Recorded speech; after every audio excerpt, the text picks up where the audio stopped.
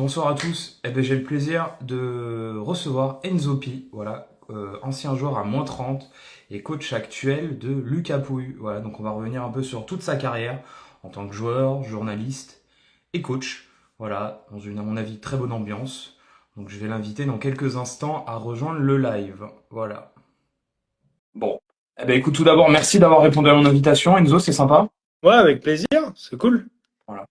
Euh, euh, Tu es tombé par hasard sur ma page en suivant le live de Léolia, c'est ça? Ouais, bien sûr. Je suis, disons que l'actualité fait que j'ai le temps de suivre beaucoup plus de choses que d'habitude, mais je suis toujours plein de trucs. Donc, ouais, j'ai écouté l'interview de Léo il y a, quoi, il y a 10 jours, 2 semaines, un truc comme ça. 10 jours, ouais, 2 semaines, Ouais, là. j'étais. Ah bah c'est cool, c'est gentil, c'est gentil. On essaye petit à petit d'avoir de plus en plus d'invités, donc c'est top. Écoute, ce que je te propose, c'est que je vais te faire un petit jeu de questions-réponses pour que tu te présentes, et puis après Ok. on déroule un petit peu les questions, et puis de toute façon c'est au feeling après, donc voilà, on m'a glissé quelques questions sur toi notamment, ou quelques anecdotes que tu devais raconter, donc voilà, je balancerai peut-être mes sources après, mais il y a des gens qui ont voulu te poser des questions. Balance pas tes sources parce que la sanction est rétroactive, ils me connaissent assez bien. D'accord, d'accord, t'es comme ça. Ouais. Ok, ça marche. Bon, bah, on va commencer. Nom, prénom, âge. Alors, prénom Enzo, nom Pi, PY, deux lettres, et âge 29 ans, bientôt 30 là. Ça y est, ça toque. Ouais, la trentaine. On y passe Exact. tous. Ouais. Surnom, Oh, surnom Zozo, un grand classique. Zozo. D'accord. Ouais. C'est un surnom familial ou un surnom Non, non, surnom des potes? familial, surnom familial, je vais pas le donner tout de suite. Mais non, c'est les copains. Et puis bon, Enzo, c'est pas très, y a pas beaucoup de diminutifs, Oui, bien sûr. voilà. Et puis la fille de Lucas m'a très vite appelé comme ça, donc c'est devenu c'est devenu mon petit surnom. Ok. Club de tennis de cœur. Ah, le club de tennis de cœur, c'est le club dans lequel je suis né, donc c'est un club de Cannes qui existe plus, qui a été relocalisé aujourd'hui pour tous les amoureux de tennis qui t'écoutent, là où il y a l'académie de Jean-René Lisnard. Ah, Donc d'accord. anciennement, Même. bah, Ok, c'est pas ok. le même site, mais c'est hébergé sur la même association. Donc ça s'appelait l'ASLM Cannes et ça a été délocalisé dans le cadre d'un nouveau projet enfin immobilier, etc. Ils ont déplacé le club et Jean-René Lisnard a créé son centre d'entraînement sur ce nouveau site. D'accord. Ok, très bien. Oui, grosse académie maintenant d'ailleurs.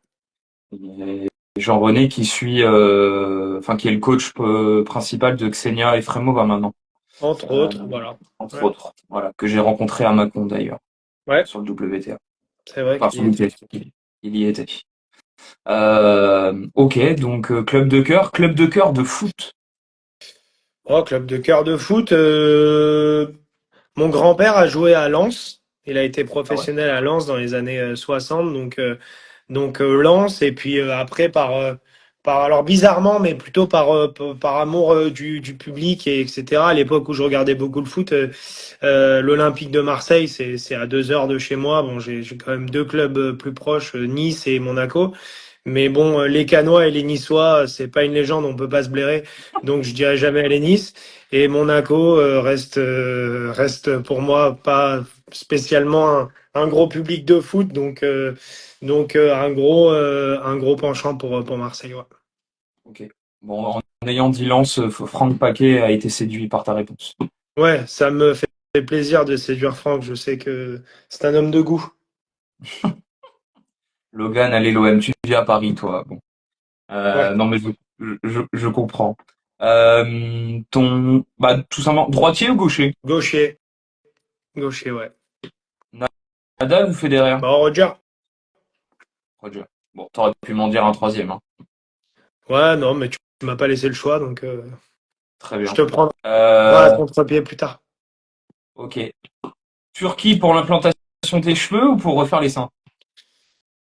Oh, on va dire les cheveux pour pas que ça soit des propos sexistes, mais bon, enfin, tu m'en diras des nouvelles. T'es un peu plus avancé sur la démarche que moi, j'imagine.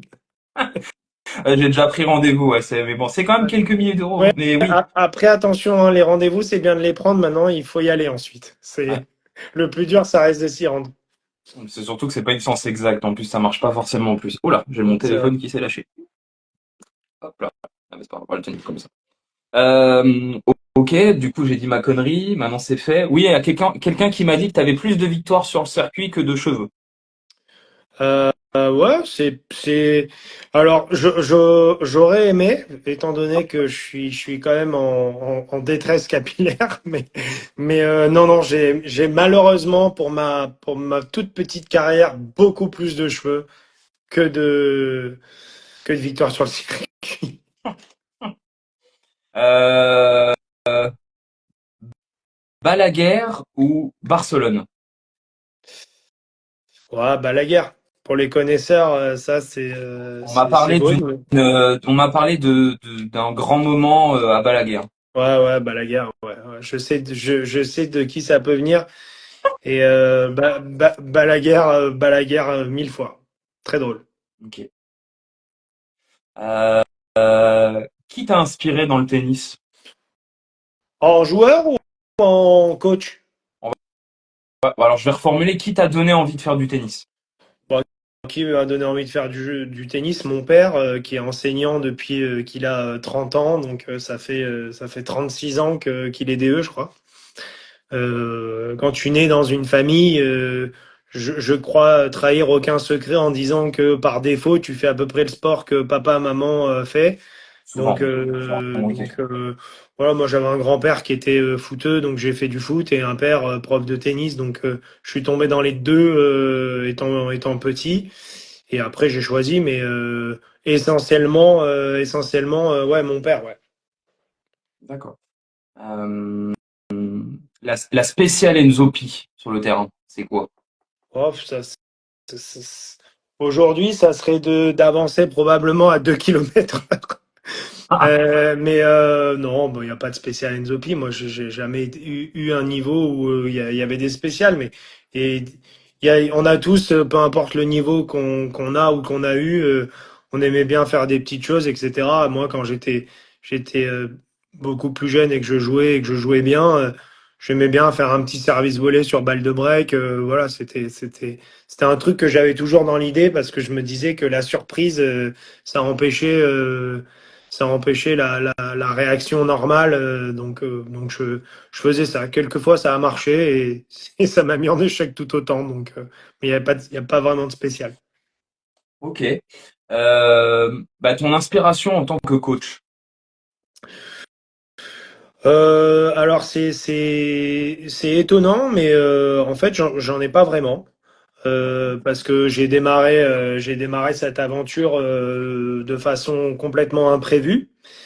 Je me disais qu'à un moment j'allais y venir, mais je savais pas du tout à quel moment de ma vie ni à quel niveau en fait j'allais arriver à passer de l'autre côté du filet. Donc non, j'ai pas d'inspiration.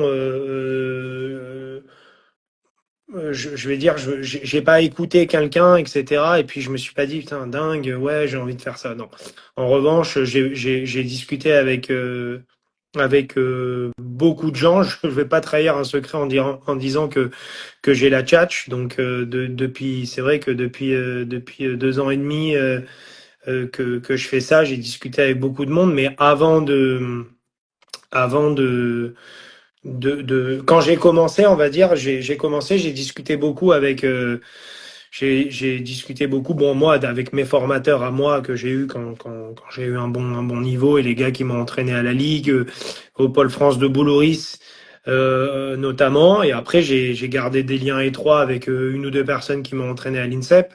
J'ai discuté beaucoup. Et en plus, c'était bien parce que c'était le principal intéressé, mais avec de Lucas, avec Emmanuel Planck.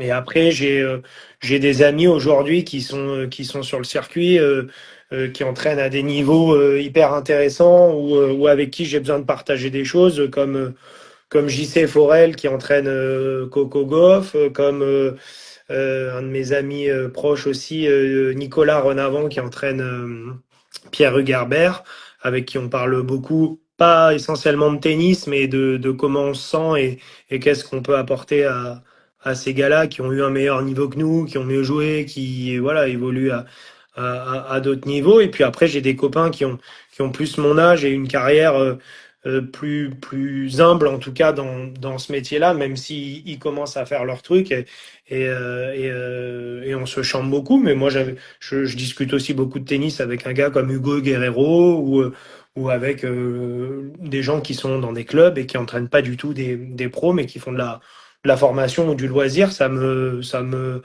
régale parce qu'en fait, je trouve que à des niveaux d'exigence différents, mais que au niveau psychologique ou quoi, il y a beaucoup de choses qui peuvent être interchangées.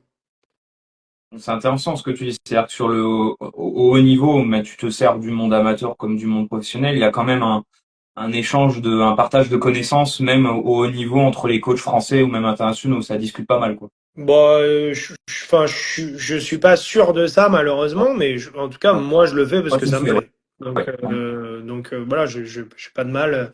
On arrive à un âge où quand tu es plus jeune, il y en a qui jouent encore, d'autres qui ont déjà arrêté, qui n'ont pas commencé à coacher, d'autres qui sont en fin de carrière ou qui essaient vraiment d'y être. Là, on est à 30 ans presque. Il y en a qui sont en place. En Australie, on s'est retrouvé à un moment donné à discuter Hugo Guerrero, qui n'était pas forcément quelqu'un que je connaissais beaucoup. Enfin, en Australie, oui, mais avant, pas Tu les connais spécialement. maintenant. Oui, voilà. Maxime Choutakian, qui est plus âgé que moi, mais qui est de la même grosse ligue, c'est-à-dire Provence-Alpes-Côte d'Azur. Et par exemple, Julien Canina, où on s'est beaucoup croisé en junior, qui est avec Maria Sakkari et Choutakian, qui vient d'arrêter, mais qui était avec Haddad, la brésilienne. Ouais. Bon, on s'est retrouvés, voilà, tu discutes de tennis comme des mecs qui sont sur le circuit depuis 30 ans et qui se voient à des tournois, etc. Donc moi, ça m'a fait marrer et je trouve que c'est des jolis petits clins d'œil. Et la première fois que j'avais eu ça, c'était avec d'autres personnes, des entraîneurs plus vieux, quand j'ai commencé à accompagner et à entraîner Lucas. Et alors j'essaie de bien formuler ma question, mais tu vois, en citant un peu tous tes collègues coachs, je me rends compte quand même, enfin, je m'en rends compte avant, mais qu'il y a quand même énormément de coachs français qui coachent des joueurs ou des joueuses étrangères. Ouais. Euh, c'est comment dire, on a vraiment une qualité de coaching. Enfin, comment je vais formuler ça? Je suis assez étonné de voir que des joueurs français aillent chercher des coachs étrangers, alors que je vois qu'il y a une ribambelle de très bons coachs français qui coachent des joueurs et des joueuses étrangères. Ouais, je, je pense que en fait, les joueurs, les entraîneurs français peut-être correspondent peut-être plus avec leur mentalité à des personnalités étrangères et vice-versa. Je suis pas sûr que tout soit superposable. C'est pas parce que tu es français que tu dois entraîner euh, une joueuse ou un joueur français. Je pense que nous, on est un pays latin déjà, et donc forcément, on est beaucoup dans l'affect, et on aime peut-être plus être entre nous quand même. Donc la majorité du temps, ben, un coach français entraîne une joueuse française. Moi, ça me choque pas plus que ça. À vrai dire, je suis plus choqué par le fait que des très bons coachs français entraînent des étrangers. Ça, oui, ça m'embête un peu plus parce que je me dis qu'en fait, toutes ces compétences-là, elles sont au service finalement, des adversaires, Ah oui, c'est euh, là où je voulais de, en venir un peu, ouais. de joueuses et de joueurs français et que quelque part, on n'arrive pas à s'attacher ces compétences-là. Mais ces compétences-là, elles ont un prix aussi.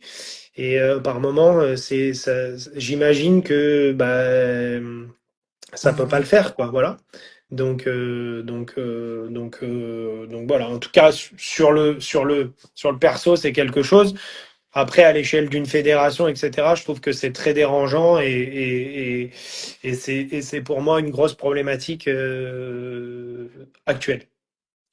Bah, c'est bien, tu as anticipé un de mes sujets, c'est Bon, alors je vais pas rentrer dans le sujet politique de la fédération où tu t'étais positionné lors des réélections. Ça, c'est pas que ça m'intéresse pas, mais c'est pas le sujet du live.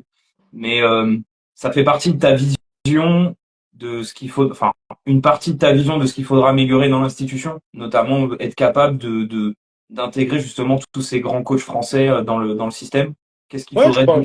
je pense que c'est dommage d'avoir une nation qui est capable d'aussi bien former ses entraîneurs depuis jeunes. Et au final, au moment où ils sont le plus peut-être le plus compétent, bah, que ils aillent servir, on va dire, enfin de toute façon il y a pas de souci à le dire, mais on va dire de servir nos adversaires quoi. Voilà donc c'est c'est aujourd'hui c'est comme ça. Encore une fois, il y a toujours des problématiques économique, probablement que un Jean-Christophe Forel, eh ben, il gagne très très bien sa vie en entraînant une des joueuses du top 10 mondial, voire du top 5, qui plus est américaine quand on connaît la force des produits des joueuses et des joueurs américains qui deviennent très vite des produits marketing, etc. Donc ils ont une surface financière, ils peuvent payer et tout, c'est juste monstrueux. C'est sûr que peut-être qu'en France, on n'est pas capable, mais je pense on les laisse peut-être partir un peu trop vite et éclore à l'étranger, alors que la France et les joueuses et les joueurs français, bah, il y a beaucoup de talent et ils pourraient aussi servir ça si toutefois l'institution était capable de les garder, quoi. Voilà.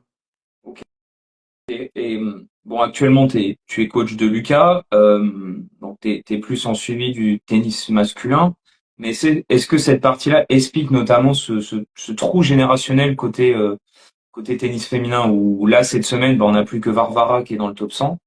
Est-ce que ça fait partie d'un problème enfin, ça fait partie du problème de pourquoi, d'une explication de pourquoi on n'a plus de joueuses, enfin, on n'a plus de joueuses. Il y en a Bon, beaucoup, hein, moi je les suis, mais déjà, il y a une vérité, je pense, il faut pas la trahir. C'est il y a des générations qui sont exceptionnelles, et puis il y a puis il y a des trous générationnels. c'est Donc sûr. voilà, ça arrive dans tous les pays. C'est arrivé aux États-Unis où ils ont des millions de joueurs en plus que nous par la force du continent.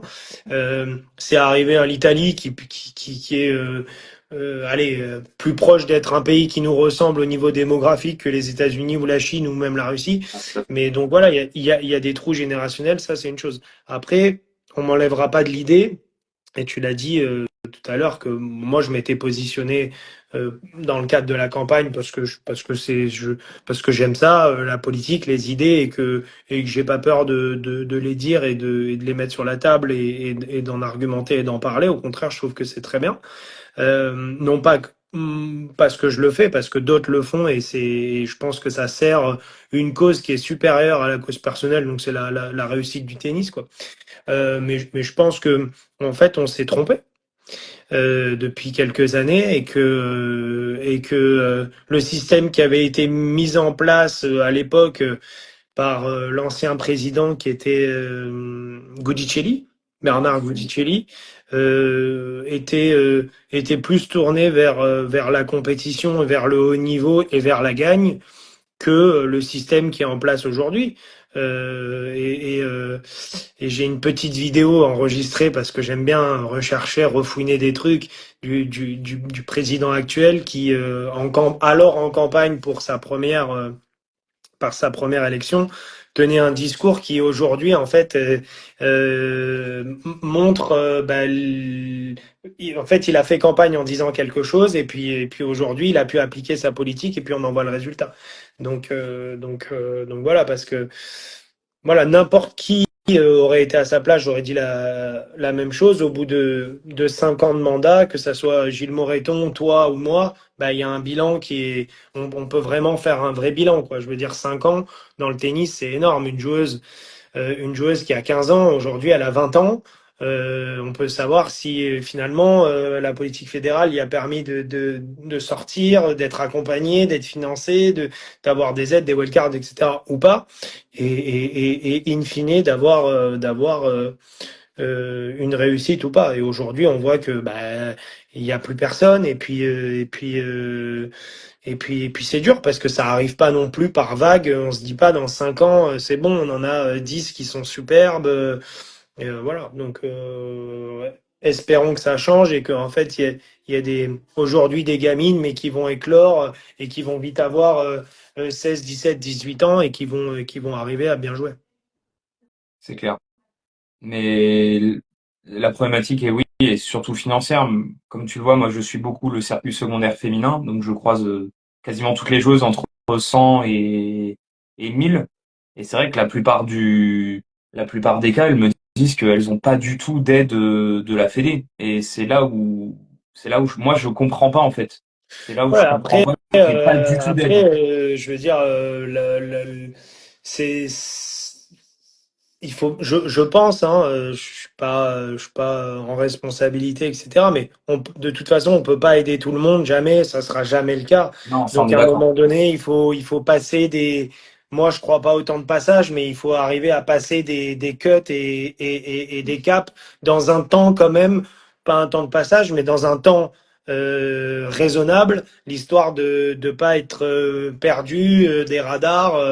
Et voilà, là, peut-être que la vraie piste de réflexion, c'est la détection et savoir en fait, est-ce qu'on entraîne beaucoup en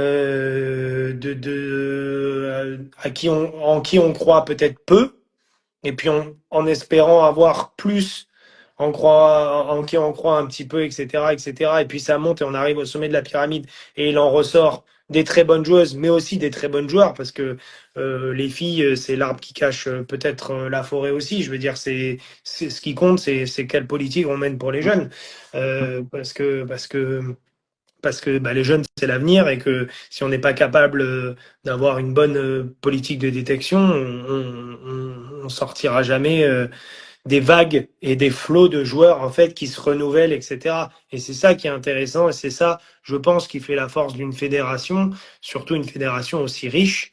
Parce que Bah bah, oui, tu disais la problématique financière, mais moi quand je dis riche, je parle pas que d'argent, je parle de compétences, je parle d'infrastructures et je parle je crois qu'on est 8000 enseignants aujourd'hui en France. Bon, voilà, c'est pas neutre quoi. c'est pas neutre. Bah, il y a Quentin Moinet qui dit, sans faire l'avocat du diable, une politique de formation, ça se jauge pas sur 5 ans, mais plutôt sur Ouais, bien 10. Le trou sûr. générationnel, c'est aussi le résultat du mandat précédent. Ah oui, mais il a raison. C'est ce que je dis. N'importe qui aurait été à sa place, c'est-à-dire à la place de Gilles Moreton aujourd'hui, aurait constaté que bah il y a un trou générationnel et que c'est dur de faire éclore des joueuses. Je réponds à Quentin que je lui donne rendez-vous dans 3 ans et ça aura fait 10 ans de présidence de Gilles Moreton et puis on verra si on a une, deux, trois, quatre pépites qui arrivent. Au bout de 5 ans, en tout cas, on peut concevoir que un président, quand il est élu, il met en place son programme c'est pas, il n'est pas président d'un pays, il est président d'une fédération. En claquant des doigts, les bourses partent, les entraîneurs sont libérés, etc. Donc aujourd'hui, je voudrais dire à Quentin qui suit le tennis beaucoup plus que moi bah voilà, encore une fois, une gamine qui avait 13 ans quand elle est arrivée sous l'ère Moreton, aujourd'hui elle en a 18 et elles sont où les filles de 18 ans à qui on croit et qui sont la relève du tennis français? Euh, bah, il y en a, hein, il y en a, il faut pas négliger celles qui sont là et qui s'entraînent toute la journée. Mais en Ah, tout mais ça, cas, c'est sûr. elles portent pas l'étendard du tennis français à très haut niveau. C'est ça. Ouais, c'est ça. Et Hmm. c'est pas le but en fait. Et je pense que c'est un sujet dont on ferait bien tous de s'emparer, c'est-à-dire bon, les amoureux du tennis, mais surtout ceux qui dirigent le tennis aujourd'hui, donc ni toi ni moi, et malheureusement pas Quentin, mais le résultat c'est que ça va pas. Quentin Monet, elles sont en ITF, malheureusement. Bah oui, oui, je te confirme, je les suis toutes les semaines, donc oui, oui, elles sont actuellement en ITF, mais Ouais, ouais. je, je suis d'accord qu'on peut pas tous les suivre, ça c'est Non, sûr, que ce soit sur les compétences, sur le financier, etc. Mais je suis quand même assez étonné. Enfin, moi, je découvre le circuit que depuis 1 an et demi, et Et je suis quand même assez étonné que, enfin, j'ai vu peu de structures de la Fédé autour de joueuses espoirs, même entre 100 et 200, quoi.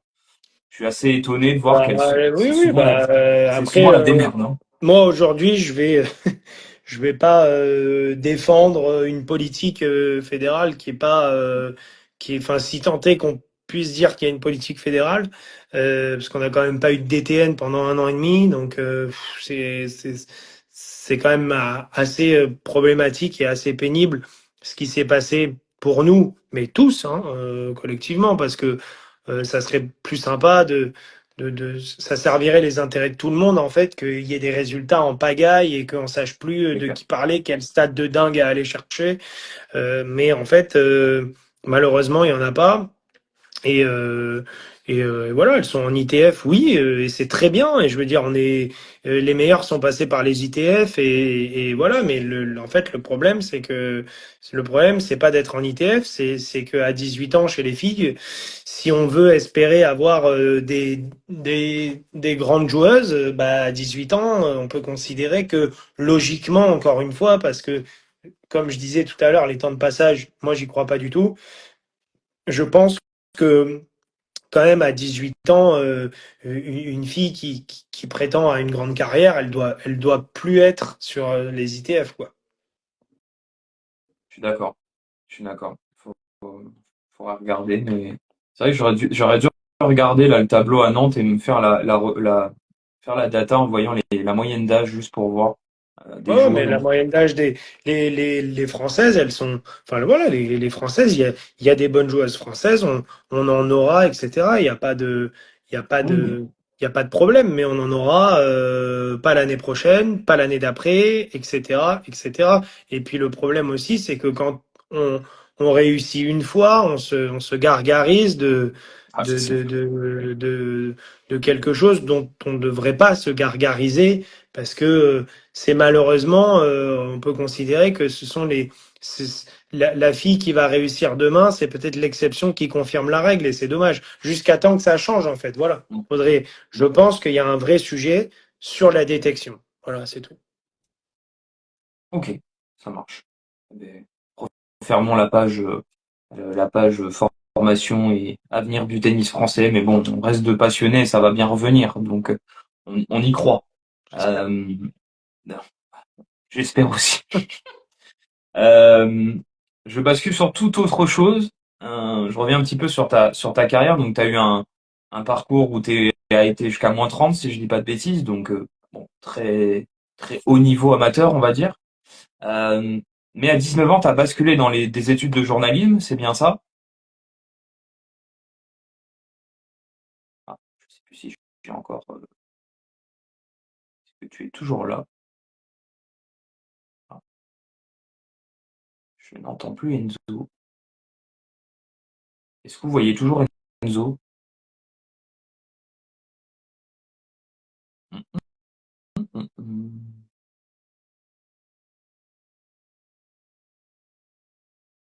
Enzo, est-ce que tu m'entends?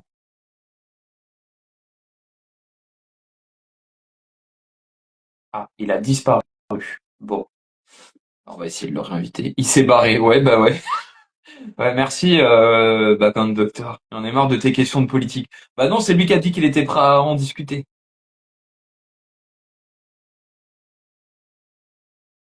Merci, Logan, pour ta sympathie.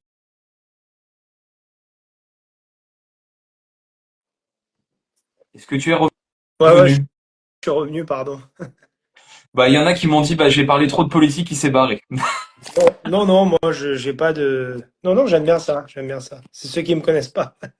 J'ai pas de problème avec ça.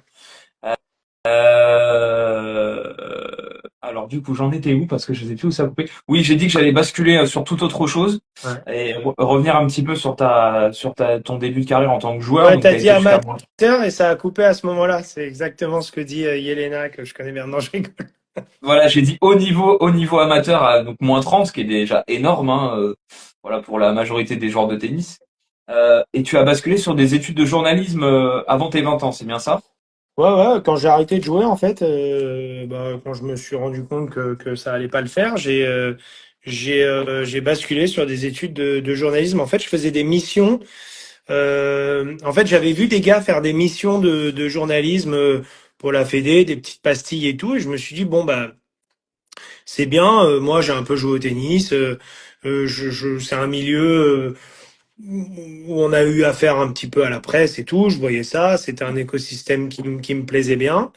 Je me suis dit, bah, pour pas rester sans rien faire, et parce que j'avais absolument pas envie de passer mon diplôme d'État et d'aller et d'être prof de club, en fait, à ce moment-là, je me suis dit, je vais étudier, et puis voilà, c'est bien le journalisme. Le journalisme, il y a plein de sujets. Moi, il y a deux choses que j'aime beaucoup, c'est le sport et la politique. Et je me suis dit, bah, dans le journalisme, en fait, je vais pouvoir retrouver ça et il y a toujours de l'actu dans ces deux domaines. Donc, euh, donc, euh, donc, euh, bah, ça s'est avéré des super études parce que je suis resté dans le milieu du sport. J'ai étudié à moitié à l'INSEP et à moitié dans une école dans Paris, en fait, où il y avait un parrainage entre les deux. Ouais. Et, euh, j'ai fait ça pendant 3 ans, en faisant des missions pour la Fédé de tennis sur Roland et Bercy. Et puis voilà. Donc dans le cadre de mes études, c'était super cool. Et après, je suis reparti dans le milieu du tennis, d'un autre tennis, on va dire. C'est-à-dire d'un autre Bah, j'ai tennis. mon père, il travaille en fait dans un hôtel de la Côte Ah, les d'Azur. Denver. Donc c'est Les ouais, Denver, voilà. c'est ça. Ouais. Donc en fait voilà, c'est pas la formation dans un club classique ou une clientèle classique de club, mais c'est une activité saisonnière avec des étrangers.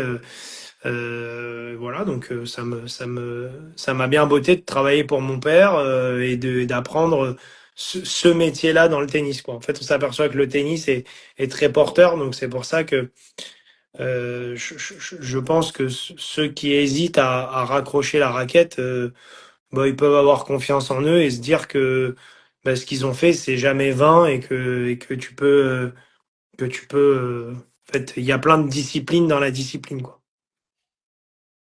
Et du coup, comment on se retrouve à devenir coach d'un de ses meilleurs amis?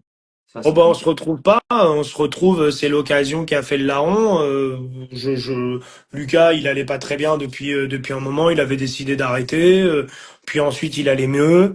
Je pense qu'il avait envie de voir un peu ce qu'il avait sous la semelle. Et puis il m'a appelé. Puis je l'ai accompagné, quoi. Moi, je pensais vraiment l'accompagner au début en mode, ok.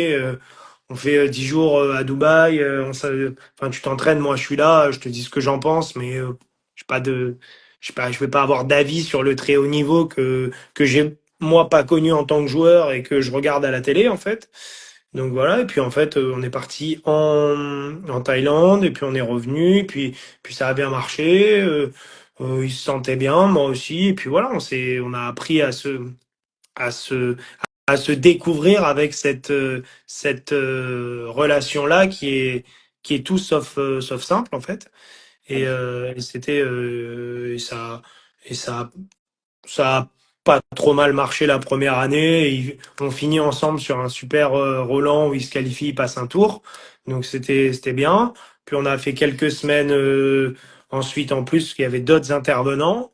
Et puis là, en 2000, fin 2024, il m'a dit on fait du full time et j'ai dit bah ouais ok. et jusqu'à Lille, malheureusement. Ouais, jusqu'à Lille où j'étais parti pour être coach of the year, doublé comme ça, passé comme ça, tac, à être the coach, voler la vedette de Patrick et tac, tendon d'Achille. Voilà. Surtout que c'est quand même pas une blessure classique du tennis, le tendon d'Achille. Non, non, mais bon, le tennis, c'est un sport où en fait, pour avoir discuté depuis avec quand même beaucoup de gens enfin, de tout temps, mais encore plus là depuis Lucas, c'est vrai que il y a beaucoup de blessures dans le tennis, quoi. Voilà. Ah, Bon, ça, et c'est les sûr. abdos, c'est plus classique, mais tu peux quand même te faire les croisés, même si c'est peut-être plus le foot, mais ça existe quand même au tennis. Tennis, tu te fais le ménisque, puis tu peux te faire le dos, puis tu te fais la hanche, l'épaule, le coude, le poignet. Bon, c'est vrai que le tendon, bon, on l'avait pas fait avec Lucas, voilà, c'est arrivé, maintenant on l'aura coché aussi.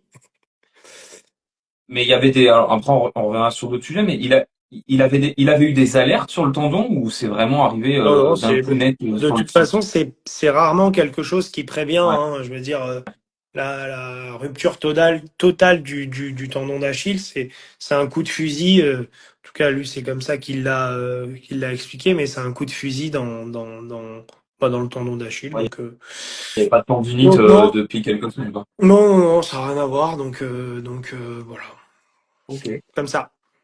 Ouais, c'est bon. Ben, on espère qu'il va revenir. Ouais, Ouais, il va un peu mieux. Il a enlevé sa botte là. Voilà. ah, Ça, c'est une information, ça. belle info. Voilà. Belle info. On y croit. Ouais. On y croit. Et est-ce que c'est simple du coup, tu parlais presque d'un problème de légitimité au début quand t'es arrivé pour la compagnie. Euh, Enfin, c'est presque dangereux de coacher son meilleur pote. Je C'est pense, bah, je c'est une pense que question. T'avais pas peur en prenant la mission entre guillemets, t'avais pas peur de perdre un ami si ça se passait mal? non. Non. Après, bon, moi, j'ai peur de rien, mais tout me fait peur. Donc, je réfléchis beaucoup et voilà. Mais tu tâtonnes et puis t'écoutes. Et puis, j'avais beaucoup discuté de Lucas en tant que joueur avant de commencer avec lui. Donc, avec Nicolas Renavant, qui est un de nos amis en commun, mais qui Oui. l'a entraîné aussi avant. Donc j'avais des petites billes. J'ai beaucoup discuté à Dubaï, donc c'était à plus de 3 ans maintenant, avec Emmanuel Plan qui a quand même eu Lucas dans des périodes quand même très intéressantes. C'est Voilà, clair. jusqu'au sommet. Au sommet, ouais. Donc, donc j'avais déjà deux bons interlocuteurs et puis après je m'avais moi comme interlocuteur, je le connais depuis des années, on se connaît aussi et voilà ça a été enfin moi j'ai patiné hein, vraiment hein, il y a des moments jusqu'à hier hein, mais euh, mais je pense que c'est notre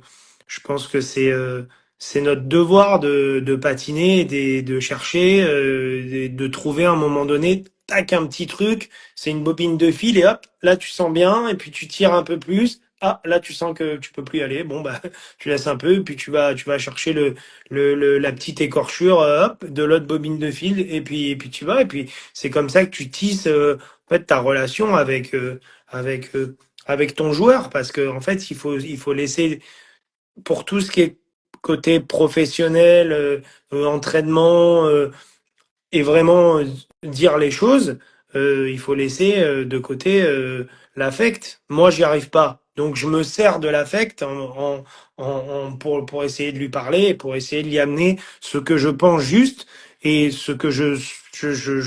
Alors, il y a des choses que je sais, mais il y a des choses que je pense savoir. Et puis, si je me plante, j'ai un bon interlocuteur en face de moi, la personne de Lucas, pour me dire non mais attends, là je suis pas d'accord, voilà. Et on peut avoir une conversation et c'est là aussi où les idées naissent. Voilà, ils savent les joueurs que de toute façon nous on veut vraiment, si on leur dit un truc, c'est qu'on pense que c'est pour leur bien parce que en fait c'est un intérêt commun Bah, oui. la réussite. C'est pas que leur intérêt aussi. Je veux dire, il faut se dire la vérité. Et moi, je te l'ai dit ce soir, quand les mecs ils gagnent, tu te dis, je bosse bien. Quand les mecs ils perdent, tu te dis, pas, pas forcément je bosse mal, mais putain, il y a un truc que j'ai loupé, que j'ai pas vu, que j'ai pas su voir, ou il y a un truc qui déconne depuis quelques jours ou quelques temps à l'entraînement ou depuis quelques matchs. Et ben là, ça a été une grosse problématique. Et putain, je suis un con, quoi. J'ai pas trouvé la parade. Et est-ce que justement pour faire véhiculer des messages peut-être plus difficiles ou d'autres approches, est-ce que des fois tu faisais appel à d'autres coachs sur certaines semaines pour accompagner Lucas? Non, Ou est-ce que vous étiez non, moi, vraiment j'ai que tous jamais les fait deux? appel à d'autres entraîneurs parce que je pense que en fait, c'est les joueurs qui constituent leur équipe. Lucas a fait appel à d'autres Hmm, personnes. Moi, j'ai jamais fait appel à d'autres personnes. d'accord. Moi, je fais ce que Lucas il pense bien pour sa carrière. en structure, je fais partie d'une équipe. Il y a aujourd'hui d'autres intervenants. Il y a son kiné, Olivier Choupeau. Il y a Vincent Guillard, qui est le médecin de la Fédération française de tennis. Il y a Pierre Mazinck, qui est son préparateur physique. Il y a sa femme, il y a sa fille, il y a ses parents, ses beaux-parents, nos amis en commun, etc. Ouais, Moi, je mais c'est- considère que tout ça, là, c'est avec des cercles, des premiers cercles et des deuxièmes cercles, en tout cas dans l'activité du tennis. Et puis voilà, mais je considère que toutes les personnes que je viens de te citer là, elles font partie de sa carrière et de son aventure. Et moi, je les considère, je voudrais pas dire autant, mais en fait si que moi, parce que je pense qu'elles ont leur utilité autant que la mienne à des moments différents. Et je pense que c'est important pour l'équilibre d'un joueur. Chaque pièce est importante Ouais, dans un engrenage. je crois vraiment en ça. Je crois vraiment en ça, comme je pense dans toutes les équipes, quoi. Hum, D'accord.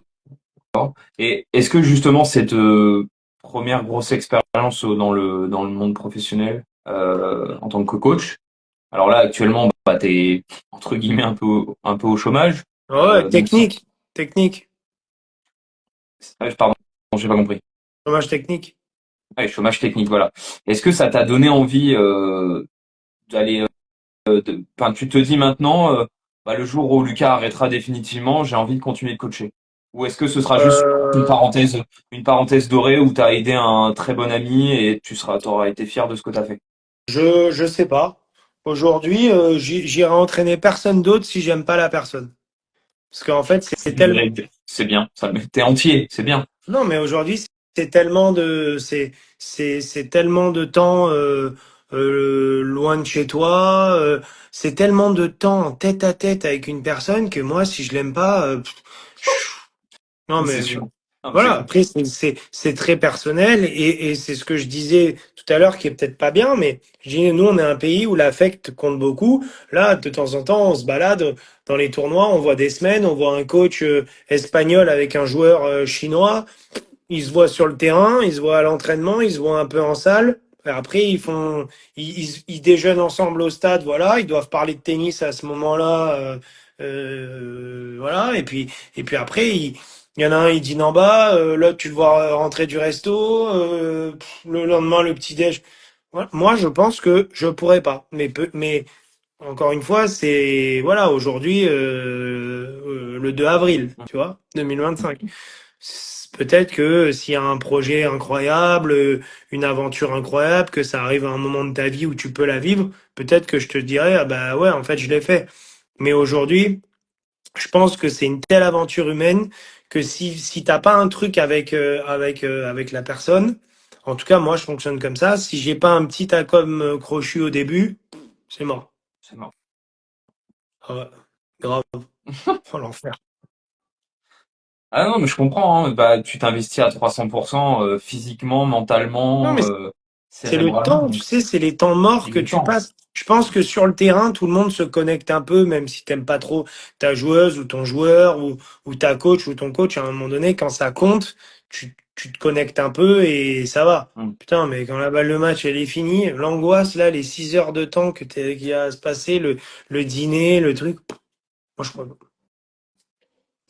Mais tu kiffes à être coach au moins ou pas? Ouais, ouais, je kiffe beaucoup, mais c'est vrai que il y a une notion supplémentaire, c'est que j'entraîne, je supporte, j'accompagne un de mes meilleurs amis aussi. Donc, quand il gagne, Ouais. il y a un truc en plus. Quand il gagne, euh, bon, je pense à lui. En plus, c'est un gars qui a eu un peu des galères, qui a eu un peu des moments où il a été touché en tant que personne, Hum. pas que en tant qu'athlète. Ça s'est pas que limité avec des défaites, en fait. Ouais. Donc, donc, donc en fait, quand il gagne un match, et puis deux, et puis trois, puis qu'il claque un tournoi, pam, pam, tu le sens revenir, tu sens que la mayonnaise, elle monte, que le goût commence à être bon, tu te dis, putain, là, c'est bon, là, c'est pour ça qu'on bosse, là. Et puis tu penses aussi, moi, je suis un grand sensible, donc je pense aussi voilà, je pense à sa femme, je pense à sa fille, je me dis, bah, c'est cool, voilà, quelque part, quelque part, tu fais partie de ça aussi à ce moment-là, et c'est cool. Je connais toute sa famille, Lucas, je connais son père, sa mère. C'est voilà, quand il s'est pété et qu'il s'est fait opérer, les trois premières personnes que j'ai appelées, c'est Clémence pour lui dire bon ben c'est bon, il est remonté du bloc, et son papa, et j'ai envoyé un message à sa maman, tu vois. C'est des trucs voilà qui sont logiques. La famille, ouais. Mais voilà, donc bah moi quand il gagne, c'est plus qu'une victoire. Voilà. Bon, après, et en plus, moi quand il gagne, même si on est au fin fond du trou du cul du monde, comme à Roland, ça me fait le même effet. Donc voilà. Et du coup, là, sur votre période de collaboration, quel a été le meilleur moment? Est-ce que t'as un moment fabuleux, alors que ce soit une victoire ou un moment particulier, quel a été le meilleur moment? Euh, bah en fait il y a quand même eu un truc assez lunaire, c'est que donc en avril 2023, il fait 4 semaines aux États-Unis. Je crois que je l'ai rarement vu aussi mal jouer. Moi, je me suis vraiment dit, bon là, je pense qu'il va vraiment falloir que bah, ça sert à rien, quoi. Moi, je l'aide pas, ça se passe pas bien et tout. Donc là, on va prendre l'avion et puis il va se débrouiller, il va trouver Ah oui, à ce point-là. un, un entraîneur et tout, voilà. Et puis en fait, il fait un super Roland, et on avait eu une petite discussion en se disant, bon, bah, de toute façon, en gros, tu peux pas être plus nul que ça peut pas se passer, entre guillemets, moins bien que ça, et tu vas pas pouvoir moins bien te sentir que ça. Donc maintenant, t'es un peu blessé, tu te prends 10 jours, tu remets ton dos en place, et puis tu vas kiffer Roland, tu auras, on espère, une wildcard qualif. Et puis où tu rentreras en qualif, je me souviens même plus du classement qu'il avait à ce moment-là. Donc voilà, feu, et voilà, et il fait un Roland fabuleux. Donc euh, C'est- donc Il sort de qualif, c'est pas là où il joue deux fois du ouais, 9. c'est ça, il sort des qualifs, et, Il est et, et sur Rondunoff les fait deux lucky matchs. loser, et il le bat au premier tour, et voilà, et là tu te dis bah putain, voilà, c'est fabuleux quoi. Autant de galères, autant de trucs, parce que quand il avait repris, bah c'était je veux rejouer Roland, je veux revivre des belles émotions. Bon bah voilà mec, t'as fait les efforts, tu les as tes émotions, et puis tu les revis, donc c'est cool. T'es là où tu voulais être en fait, alors qu'il y a 5 semaines, t'étais une burne quoi. C'était tellement fort l'ambiance sur le 14. Oh, Ouais, c'était super. Mais après, il y a eu d'autres bons moments, hein. Alors, c'était pas avec moi, c'était avec Nicolas Copin. Mais quand il a gagné à Monthausen en Autriche, là, en juin. hum, euh, enfin en mai. Moi, j'étais dans mon club de tennis actuel. Là, avec les copains, on s'est mis la finale du Challenger à la télé. En même temps, je devais aller bosser. Alors, je suivais, j'avais une moto, puis j'avais le casque. Puis je tapais les balles, je m'arrêtais tous les 50 mètres avec le portable pour voir le sport, etc. Donc voilà, c'est super. C'est pas des moments où j'étais là, mais c'est des moments où j'étais vraiment hyper heureux pour lui, parce que je savais ce que ça avait demandé pour lui comme effort, pour pour son équipe, et puis aussi ce que ça allait entraîner, quoi. Voilà, c'était 100 points de prix, etc., etc. Et c'était bon aussi. En fait, ce que je veux dire, c'est qu'il y a des très bons moments que tu vis pas forcément en étant dans la boxe de ton joueur, et c'est ça. que voilà, et en fait, c'est des super moments, quoi. Voilà. C'est sûr que voilà, ces derniers temps, jusqu'au pire moment que j'ai vécu avec lui, c'est-à-dire cette blessure-là, le 9 février, en finale du Challenger de Lille.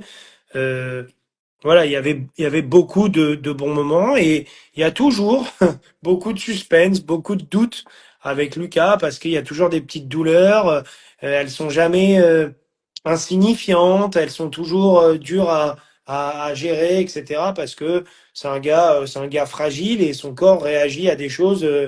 Euh, Toi, tu aurais la même douleur, ça se réglerait en 2 jours. Bon, tu me diras, toi, on peut te couper le poignet, mais euh, mais euh, Ouais, mais ouais. lui, c'est, Moi, lui, c'est les c'est, chevilles. c'est, voilà. Ouais. Lui, c'est un peu, voilà. Donc on se pose toujours la question de savoir si ça va être grave ou très grave et voilà, ça nous tient un peu en haleine et puis voilà, c'est comme ça quoi, c'est la vie sur le circuit. Et pourtant, il a envie d'y retourner. Oui, Après oui, bien tout ça. sûr. Bah en tout cas, il a eu envie d'y retourner. Aujourd'hui, il a envie d'y retourner aussi parce que quand il joue et qu'il tape une balle, il sent qu'il l'a bien dans la raquette. Donc voilà, moi je vais pas te faire de mytho aujourd'hui en te disant ça va super bien se passer, sa reprise, etc. Je sais pas, il le sait même pas lui-même. Maintenant, ce qui est intéressant, c'est que il a enlevé sa botte avant-hier, lundi, et que bah voilà, il est dans la première phase, c'était l'opération, la deuxième phase, c'était la botte, qui avait elle-même des sous-phases. Et là, il est dans la troisième phase, ses premiers jours sans bottes, un tout petit peu marché, enfin poser le pied par terre du moins, voilà, jusqu'au moment où les médecins lui diront bon ben là, ok là on peut reprendre vraiment, ça y est quoi.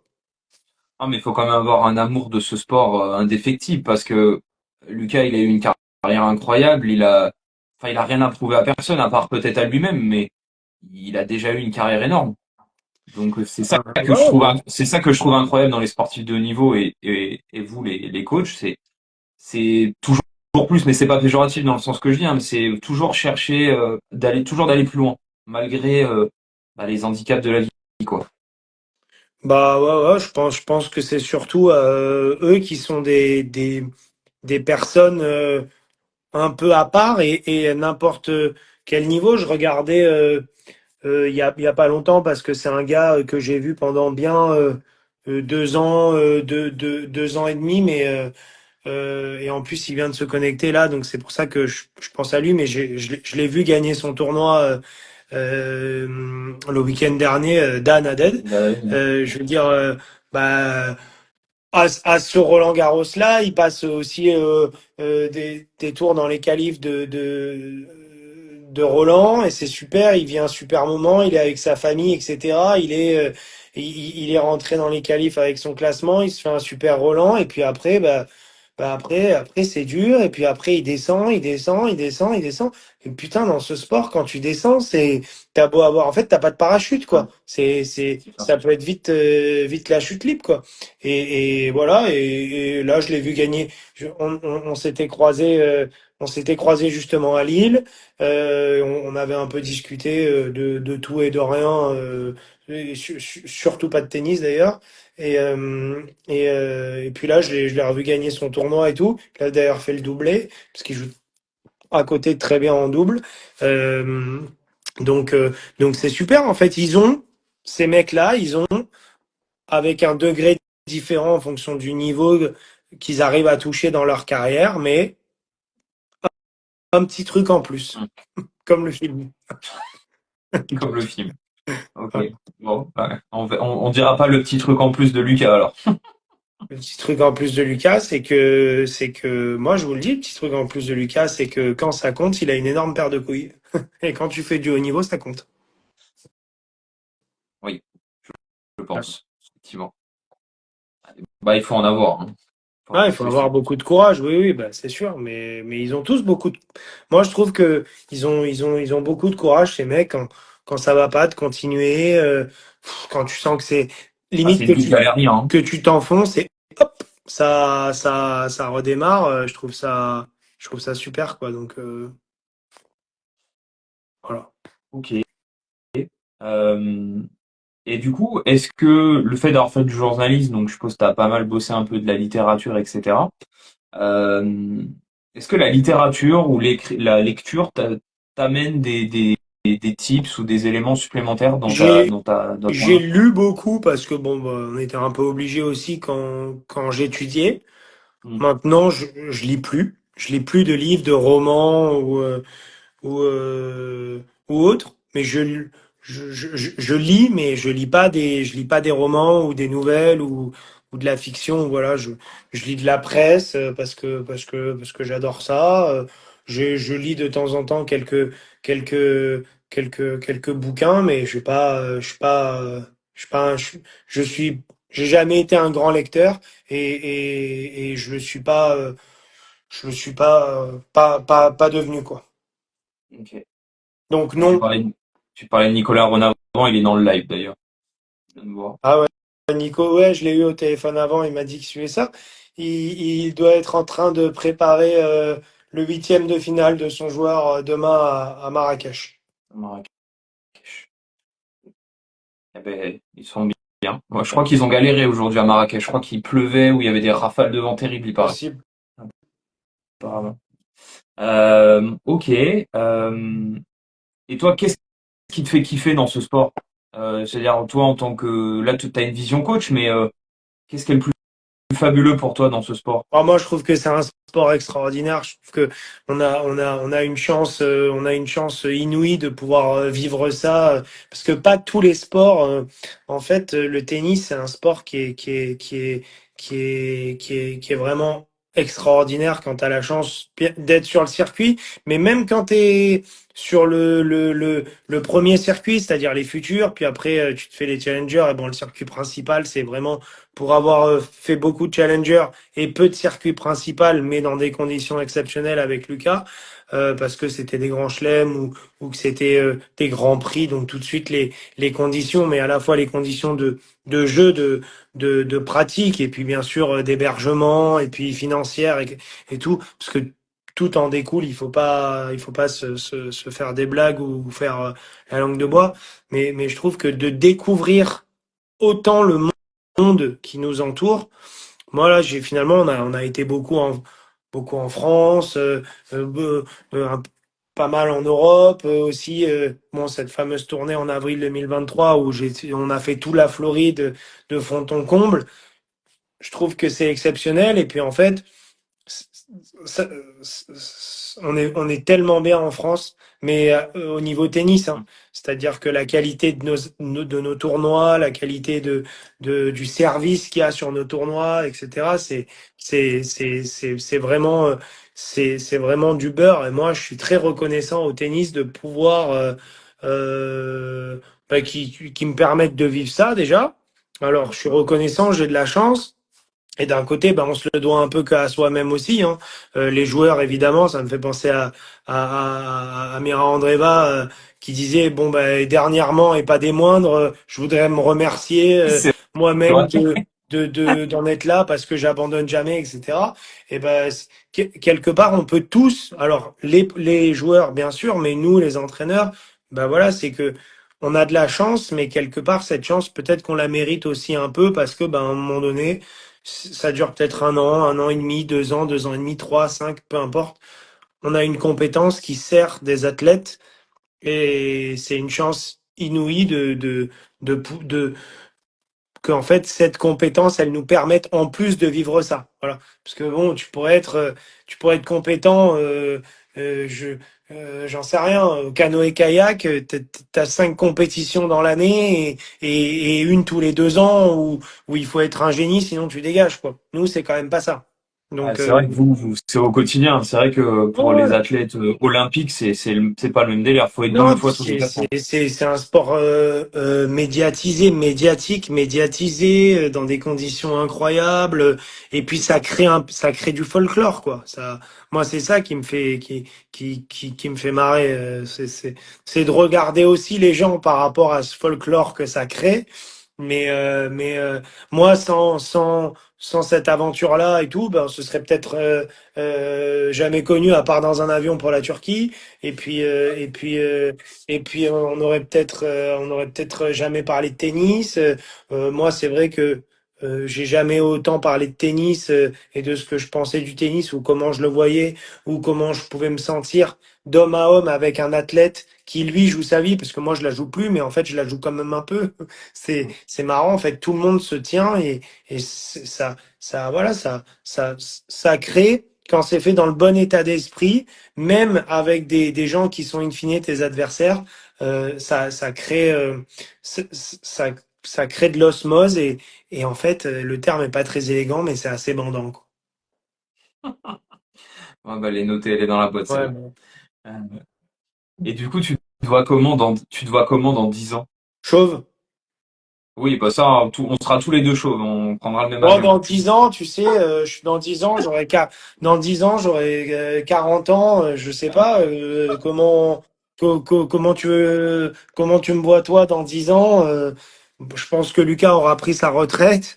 Donc, On peut le dire, je pense, assez oui, oui, raisonnablement, oui, je là, je vais pense. pas trahir de secret, voilà, mais non, dans 10 ans, je sais pas, c'est trop loin à dire. Est-ce que je ferai Voilà. ça full time? Est-ce que je ferai ça en partie? Est-ce que je ferai plus ça? S'il faut, je serai mort.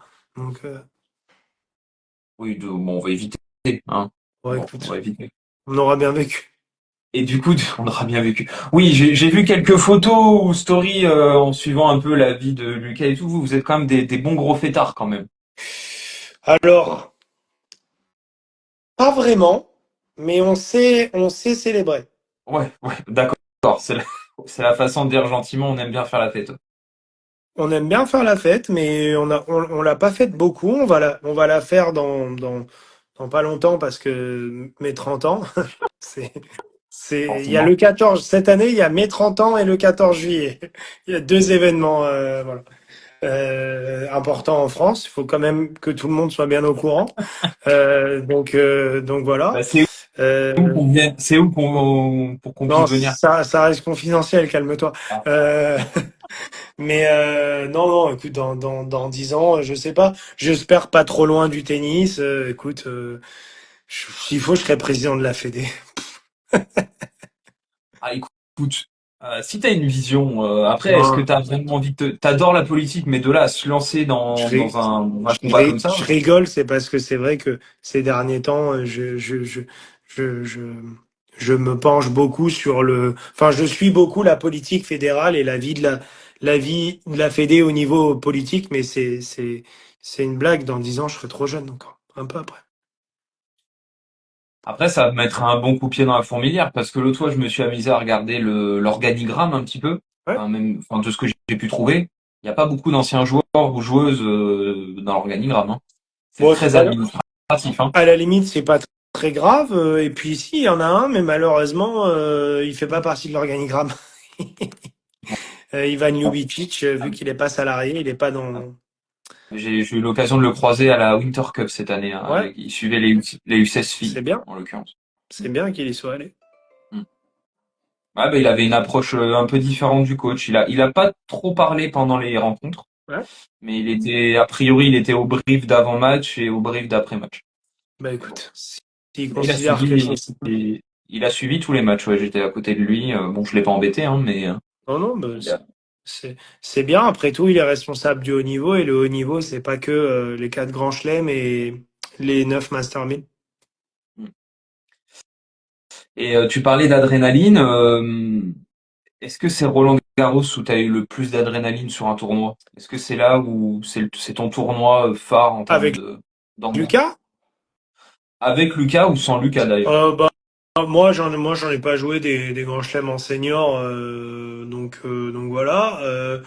J'ai joué Roland en junior, donc j'ai envie de dire oui. Après, j'ai vraiment touché du doigt ce que c'était un grand chelem à ce niveau-là, bien sûr, avec Lucas.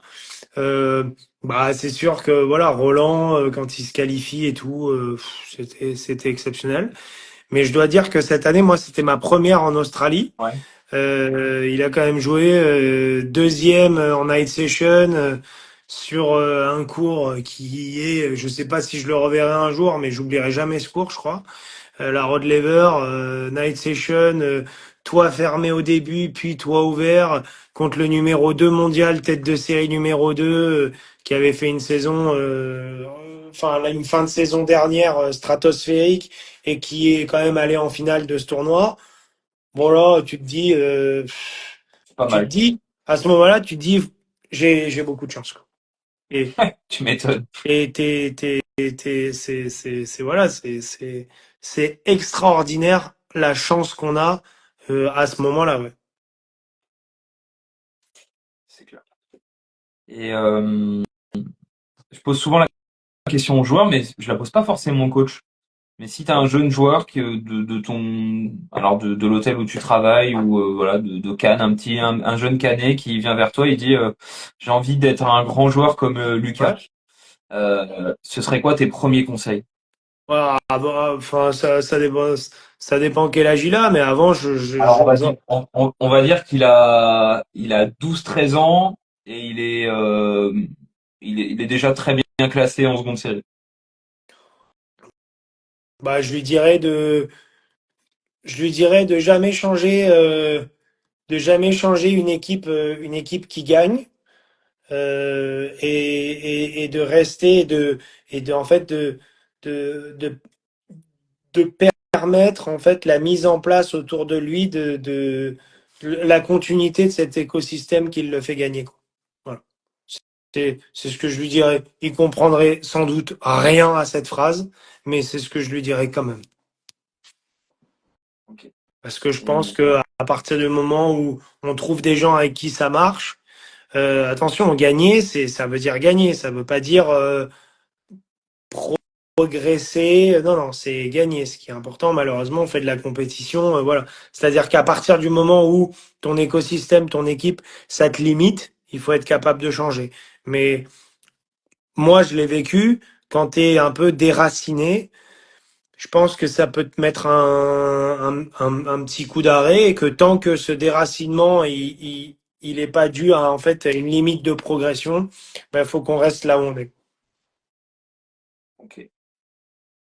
Et est-ce que tu as alors toi qui as fait du coup un peu tu lisais beaucoup, est-ce que tu as une citation ou un proverbe que tu te répètes ou qui te guide dans ta vie entre guillemets? Euh, putain,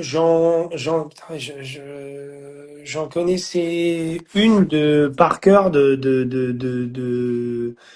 d'Oscar Wilde, qui est un gars, un écrivain philosophe incroyable, mais euh, c'était celui qui est maître de soi peut étouffer un chagrin aussi aisément qu'inventer un plaisir. Alors ça a grésillé un tout petit peu, est-ce que tu peux la redire? Je suis désolé. C'est il est con, Backing Doctor. C'est la citation, c'est celui qui est maître de soi peut étouffer un chagrin aussi aisément qu'inventer un plaisir.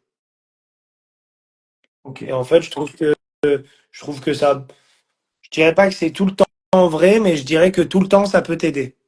Donc, en tout cas, moi, dans ce que je vis, dans ma vie perso, dans ma vie professionnelle, sur le circuit ou dans l'autre activité que j'ai, voilà, en gros, c'est que quand tu te connais bien et que tu sais, tu connais tes compétences, mais tu sais aussi là où t'es pas bon parce que bah ça arrive, bah voilà, tu peux arriver à encaisser ça et puis tu peux aussi arriver à te créer des auto-kiffs, quoi. Et, et ça sauve, ça peut tuer le temps. Ok. Ça marche. Si je bascule un peu sur l'actualité du moment, il y a pas. Alors les mauvaises langues diront que la nouvelle génération, que ce soit garçon ou fille, est un peu ennuyeuse entre guillemets ou aseptisée. Mhm. Est-ce que toi, tu trouves tu disais que tu étais un fan de Federer, etc. Est-ce que tu prends du plaisir en regardant les joueurs actuels au haut niveau? Non. Ok, mérite d'être direct. Ouais, moi, enfin, c'est relatif. C'est-à-dire que moi, aujourd'hui, tu me colles pas devant la télé à regarder un match de tennis. D'accord. Mais j'en regarde beaucoup, mais je vais pas me dire, putain non, ce soir, je vais pas dîner avec mes copains. Il y a Sinner, Zverev en finale. Ouais, je vois ce que tu veux dire. Je t'explique, je suis le premier arrivé au resto. Mais, mais après, on peut pas dire non plus que c'est ennuyeux. Je pense qu'on a été, alors moi, ma génération de personnes, On a été euh, mal habitués, ouais. on a été biberonnés à de l'art à haute intensité, quoi. C'est Je veux ça. dire, On a baigné dans ça, ouais. c'est comme alors je vais pas me faire des amis, mais il faudrait comparer les plus grands compositeurs style Bach ou Beethoven, ceux qui ont grandi à cette époque-là, à maintenant, je sais pas, la musique de merde toute la journée là qu'on peut écouter, variété française horrible qui passe partout. Je pense que bah, c'est pour ceux qui ont été biberonnés avec la musique classique comme des grands auteurs de la chanson française, les Aznavour, les Reggiani et j'en passe. Je pense qu'ils peuvent se suicider musicalement, quoi. Et nous, bon, je dirais pas jusque-là, mais malheureusement, en fait, on a cette image de l'art de Federer, et puis qui a été contré par Rafa, puis l'arrivée de Djokovic et de Murray, puis au final, aujourd'hui, c'est Djokovic le plus grand, mais dans toutes nos têtes à tous, ben, c'est peut-être Rafa, et pour beaucoup, c'est Roger. Donc, euh, donc voilà, mais non, enfin, je, je, je, c'est dur de dire que je m'ennuie, mais en tout cas, pour moi, ça fait longtemps que le tennis, c'est plus un rendez-vous, mais bah voilà, je me trompe et c'est pas du tout insultant, c'est moi, voilà, ce que j'aime voir. Je préfère. Hier, je regardais sur la chaîne de comment dirais-je de la TP. Je regardais la fin du match de euh, de Wawrinka. J'ai regardé un bout du match de de Richard. Ça me plaît plus en fait qu'aujourd'hui me regarder. Je sais pas un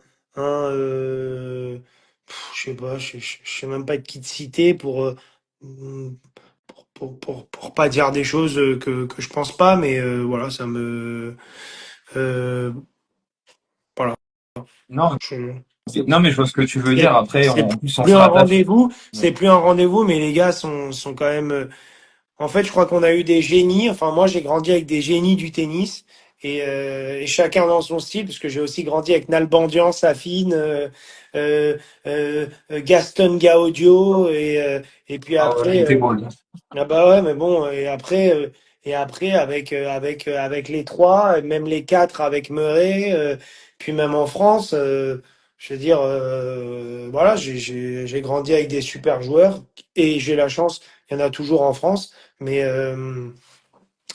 j'ai pas, j'ai plus, en tout cas aujourd'hui, le même attrait à regarder le tennis qu'avant.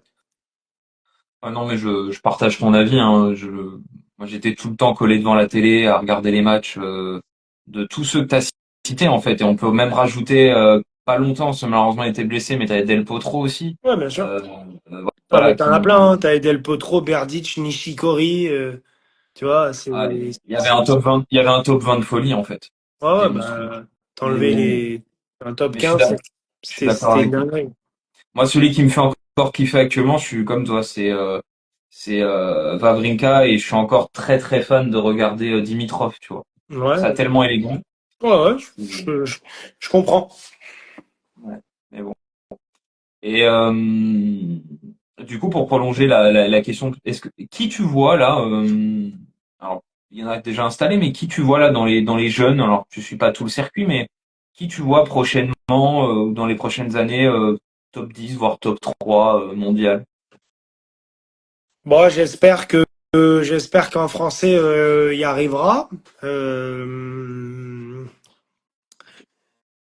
Lucas reste le dernier top 10 à ce jour, dernier français à avoir touché le numéro 10. Hugo a failli en fin d'année dernière S'il au gagnait pas. moins, ouais, au moins lui rattraper, au moins arriver au niveau si ce n'est le dépasser, mais il a fini 11. Arthur, il fait une carrière quand même magnifique jusqu'à ce jour, parce que je crois qu'il est 15e mondial là. Il y a Giovanni Mpecci aussi qui voilà, je veux dire, on a trois mecs qui sont, alors surtout Arthur et Giovanni qui sont très jeunes, donc et qui ont un niveau déjà excellent, donc avec le poids des années, la maturité aussi, les choses qui sont en train de travailler et ou de changer. Je pense surtout à Arthur qui vient de changer d'entraîneur. Donc Ouais. ça va, j'espère, s'il l'a fait, c'est certainement pour une raison, lui apporter des choses en plus. Donc s'il progresse et qu'il devient encore meilleur, est-ce qu'il pourrait pas être top 10, être top 5, voilà. Donc bon, bah, j'espère un Français, mais je suis très patriote. Sinon, moi, tu parlais d'un moment que tu as vécu, etc. Moi, il y avait un match qui m'avait scotché alors que c'était un premier tour de qualif de Challenger, mais c'est quand Lucas avait battu Mensik au deuxième, au deuxième, au premier tour du deuxième tournoi en Thaïlande en 2000, fin 2022 en fait. C'est Quand quoi, je l'accompagne, Nantouri, là, ou ouais, Nantouri, là, un non, truc. non Tabery, ouais. Nantaburi, Et ouais. il fait le premier tournoi, bon, et le deuxième tournoi, on tombe. Je lui dis, ah, bah tiens, tu joues au Mansik, bon, je vais voir. Il avait gagné des futurs et tout. Bon, il joue pas mal, le mec. Apparemment, putain, le mec. C'était, Apparemment, ouais. non, mais c'était vraiment, enfin voilà, quoi. Je trouvais que le mec jouait super bien, quoi. Ouais, mais Et il était Lucas jeune, s'en sort il sur avait les quoi? fils. Si c'était il y a 2 ans, c'était il y a 17 ans en plus. Ouais, il avait 16 ou 17 17. ans. Il avait pas 17, je crois. Parce que Ouais. là, il a pas 20. Ah, il a 19, ouais. Mm. Donc, ouais. Et là, putain, Lucas, il sort du terrain trempé. Il était minuit, je crois, un truc comme ça. Et on se dit, putain, le mec. Et, voilà. Et à Pau, l'an dernier, il joue déjà super bien, Mansik. Et Quentin, de l'équipe, me dit, mais qu'est-ce que t'en avais pensé, toi? Je lui dis, bah, en fait, avec Lucas, on s'était dit que vraiment, c'était le seul. Enfin, vraiment, on trouvait qu'il jouait super bien. C'est le seul joueur que Lucas, contre qui Lucas enfin, a eu affaire, à jouer, et en plus jeune, où je me suis dit, putain, waouh, quoi. Ouais. Voilà. Avec ce salopard de Hamad Medjekovic à Roland au premier tour l'an dernier, des qualifs qui avaient fait un super match. Salopard, c'était affectif, parce il mettait que des cartouches et tout rentrait. Mais vraiment, Main Six, je m'étais dit, putain, le mec, putain, lui, s'il y arrive pas, vraiment, je comprends plus rien, quoi. Donc ça va, je comprends encore un tout petit peu. Ouais, ça va, tu comprends encore le tennis. Voilà. Effectivement, mais allez, c'est fort, ouais. Ce qu'il a fait là au Master, Ouais, c'est cool. c'est assez fou. C'est cool, C'est c'est cool. bien de gagner son premier titre ATP, c'est un Master 1000 en battant Djoko. Il y a pire quand même. Ouais, qui est son mentor, je crois qu'ils ont une relation un peu particulière en plus, mais Apparemment, ouais. ouais. Mm. Ah bah Djokovic, hein, dans les pays de son coin, c'est le mentor des Tchèques, des Croates, des Serbes. Ouais, ouais, c'est, c'est, c'est aussi une. Je ne veux pas reparler de politique, mais c'est marrant ce qui se passe là-bas et finalement c'est assez drôle comment c'est piloté la fédération tchèque. Et quand tu parlais du suivi des, euh, des, des joueuses et des joueurs et des jeunes, c'est assez marrant. Et je te le dis parce que je l'ai appris et je trouve que c'est assez dingue. En fait, il y a un comité de financement à la fédération tchèque, Ouais. qui est paritaire entre la fédération tchèque. Donc les membres sont à parité entre les dirigeants de la fédération tchèque de tennis et des grandes entreprises. Et tous les ans, il y a Ah un bon? bilan. Et donc, ah bah ok, on est le 15 décembre, ok, bilan de l'année écoulée. Ok, bah, enfin, pas le 15 décembre du coup, mais en fin de saison, en octobre ou en novembre pour le tennis. Ok, ça a donné quoi? Ok, on repart. Non, on repart pas. On diminue et c'est comme ça que ça se passe. Donc c'est Bah, assez. il y a pas de secret parce que pour le coup, les Tchèques, ils arrivent à sortir des joueurs tout le temps chez les garçons ou chez les filles, hein. Ouais, ouais, bah, surtout chez les filles, mais Chez chez les les filles, c'est garçons. impressionnant. Je sais pas combien de filles de 16, 17, 18 ans Tchèques, je Voilà, crois, là, je sportives. pense que dans les 100 il doit bien y en avoir peut-être 6 ou 7 Ah déjà. ouais, facilement. J'ai pas le tableau, mais ouais, oui, facilement. Et dans le top 200, elles doivent être super nombreuses, Ouais, hein. puis elles sont un peu, elles sont un peu, elles sont un peu de partout, mais voilà. Donc, Mensik, je pense que, bon là, c'est vrai. En plus, il fait l'actu, donc voilà. Mais je pense que il pourrait bientôt, en tout cas, s'imposer. Et il a pas très bien joué en plus l'année dernière en Grand Chelem. Bon, comme Arthur, comme Giovanni aussi. Donc bon, c'est pas. Il va y avoir, il va y avoir des surprises. Et tu vois, quand tu me parlais de tennis et tout, c'est plus sympa, je trouve aussi la période qu'on vit là parce il y a en fait, ça laisse place libre à la surprise Ouais. qui euh, qui n'existait pas, en tout cas dans des conditions moindres à l'époque des trois grands et des quatre avec Murray, des cinq avec Nishikori, Wawrinka. Ferrer, Wawrinka. Enfin, tu vois, t'avais Ouais, tes qu'on a une quarts, incertitude au moins. Ouais. tu prenais le tableau, tu mettais tes quarts bien avant et tu te trompais peu, quoi. C'est clair. Ouais, c'est là que maintenant c'est difficile de dire qui va gagner des Master 1000, ouais. Donc des Ouais, tournois de manière générale. Bon, en plus, ça a raison de plus, Sinner est pas trop là en ce moment, donc ça laisse la place aux autres. Et puis Alcaraz qui a un peu plus de mal. exactement. Ok. J'ai essayé de faire le classement des Tchèques, mais mon ordi m'a lâché. Bon, c'est pas grave. C'est pas grave.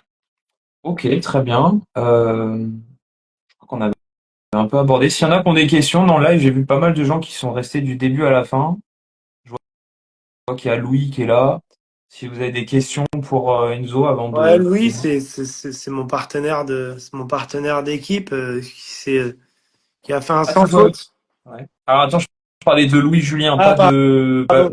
pas de Backhand Doctor. Il est plus là, je crois. À moins qu'il soit revenu.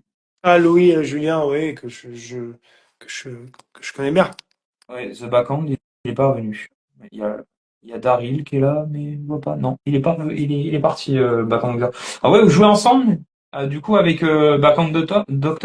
Ouais, avec Louis Marat, ouais, il a signé dans mon club cette année, D'accord. donc c'est marrant, voilà. C'est une jeune recrue. Jeune recrue. Il est combien, lui? -2, Il 1,6? Il est quoi, lui? il est 2 6e.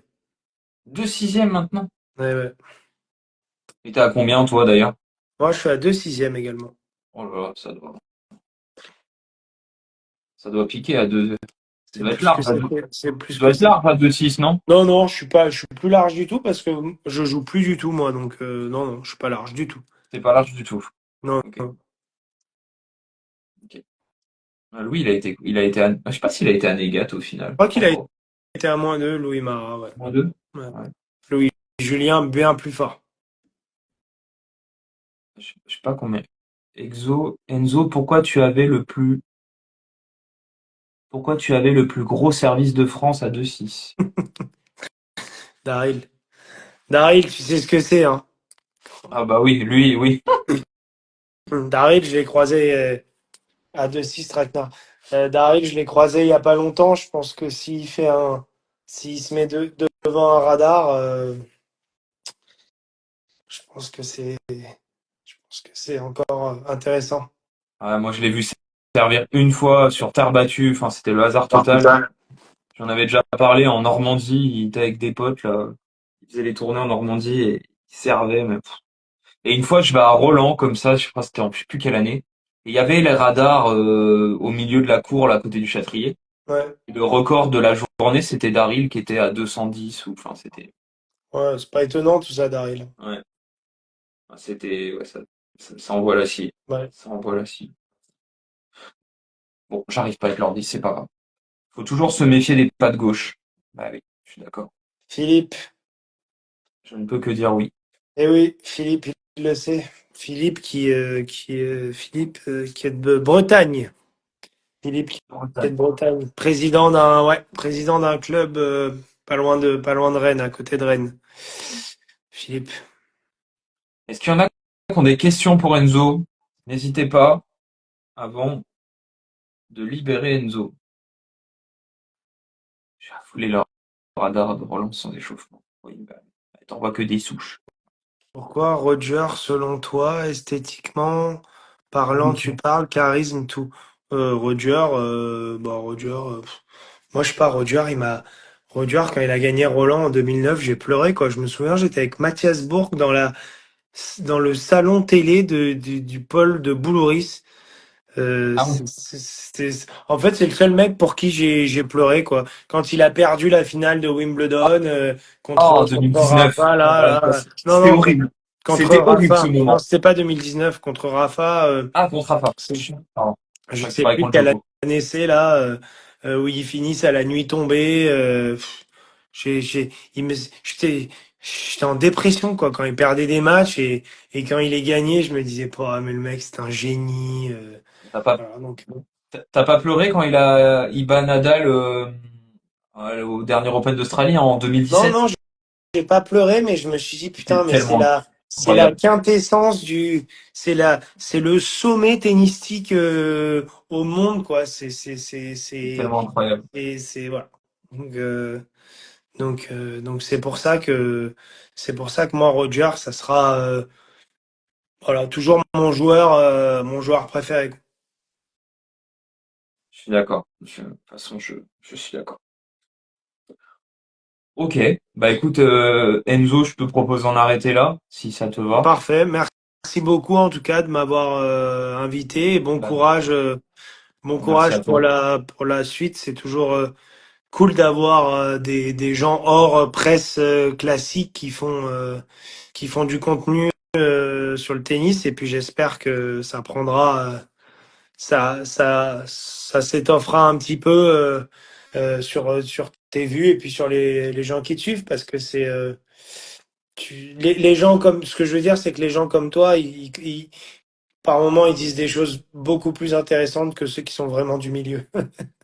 C'est gentil, ça me touche. Ça me touche. Bah écoute, ça me fait plaisir. J'essaye de effectivement de créer un petit peu de contenu et de mettre en avant au maximum aussi les joueuses quand je vais sur le circuit. C'est pour ça que je leur donne beaucoup la parole et oui oui bah c'est à force de gens comme toi, d'autres coachs, de joueurs qui acceptent de venir sur les lives que mon réseau s'étoffe petit à petit et ça marche que comme ça par réseau donc